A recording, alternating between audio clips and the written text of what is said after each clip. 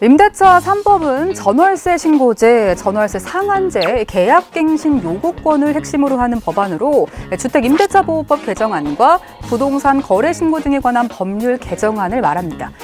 이번 개정안으로 주택임대차 시장에 굉장히 많은 부분이 달라지게 된다고 하는데요. 이번 시간에는 임대차 3법에 대한 궁금증을 속 시원하게 풀어보겠습니다.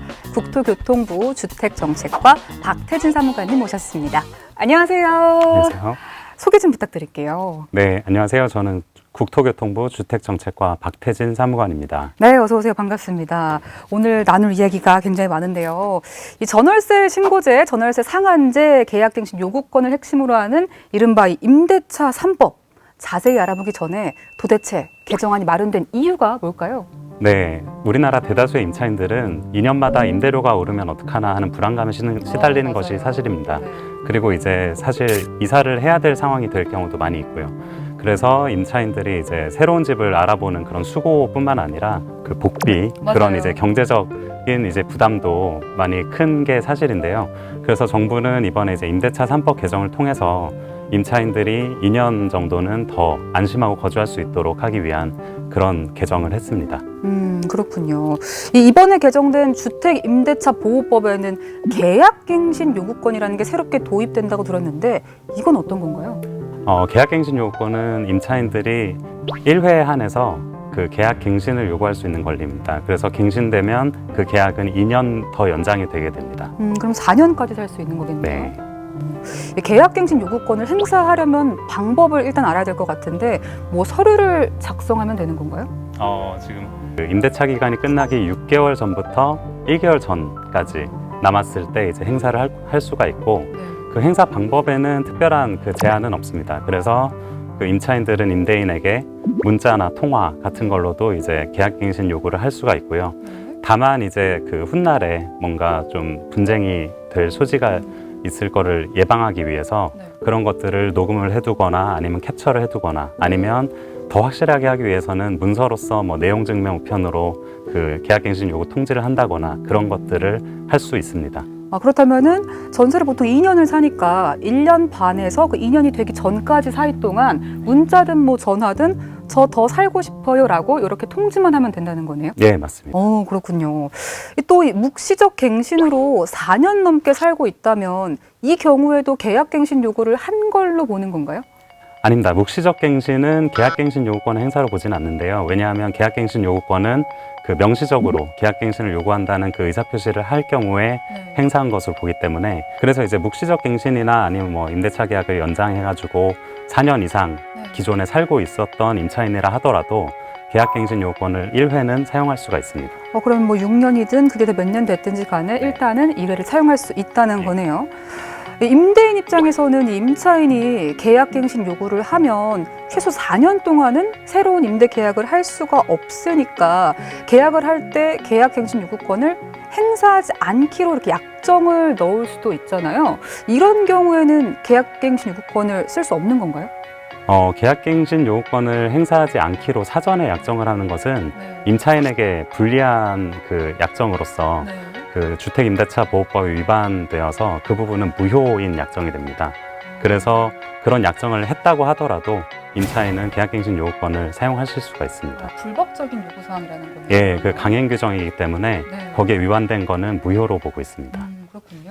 이 계약갱신 요구권이 임차인 입장에서는 너무 좋지만 사실 무조건 임차인의 계약갱신 요구를 들어줘야만 한다면 어떻게 보면은 일정 부분 임대인 입장에서는 불합리하다라고 느낄 수도 있을 것 같은데 임대인이 임차인의 계약갱신 요구를 거절할 수 있는 그런 방법도 있나요?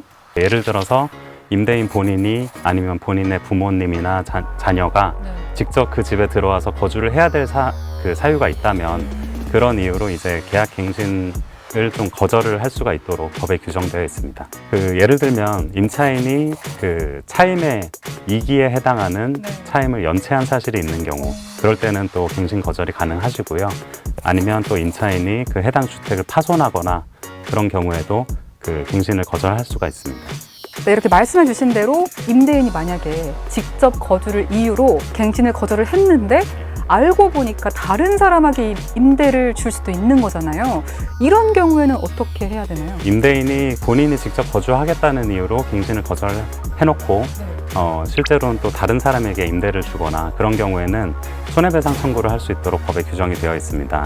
이때 손해배상액은 갱신 거절 당시에 월차임의 3개월분에 해당하는 금액 또는 또 임대인이 새로운 임차인에게 임대해서 받는 월차임과 갱신 거절 당시에 그 원래 임대차 그 임차인이 지불하고 있던 임대료 그 차액의 2년분에 해당하는 금액 아니면 이제 세 번째로는 갱신 거절로 인해서 임차인이 입은 손해액 그 세 가지 중에서 가장 큰 금액을 손해배상 청구할 수 있도록 법에 규정하고 있습니다. 와, 이 월 단위 임대료의 2년분에 해당하는 금액이면 상당히 커질 수도 있겠네요. 그 차액이 큰 경우에는 네. 그 액수가 굉장히 좀 상당한 부담이 될 수가 있습니다. 그렇군요. 그런데 사실 이 임대인, 그러니까 임대인이 집을 빌려주는 사람이 그 집에 살고 있는지 안 사는지 임차인이 어떻게 알 수 있어요?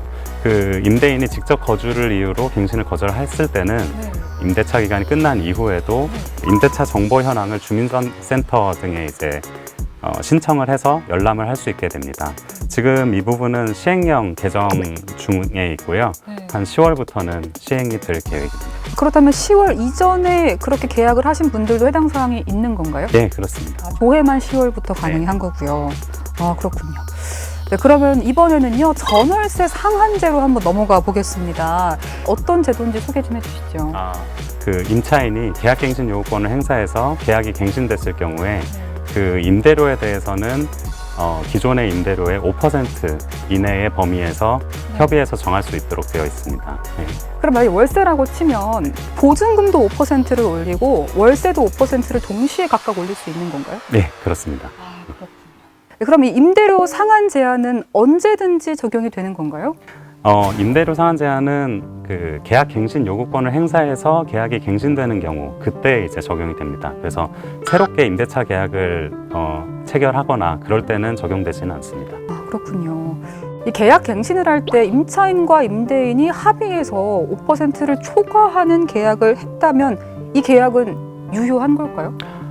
계약갱신 요구권은 임차인의 권리이기 때문에 그 행사할 것인지 말 것인지 그 여부도 임차인이 자유롭게 결정을 하실 수가 있습니다. 그래서 만약에 임차인과 임대인이 계약갱신 요구권을 행사하지 않고 새롭게 임대차 계약을 체결하자라고 이제 상호간에 합의를 한 경우에는 그 5% 제한에 해당되지 않기 때문에 그 5% 이상의 임대료를 인상을 할 수가 있고요.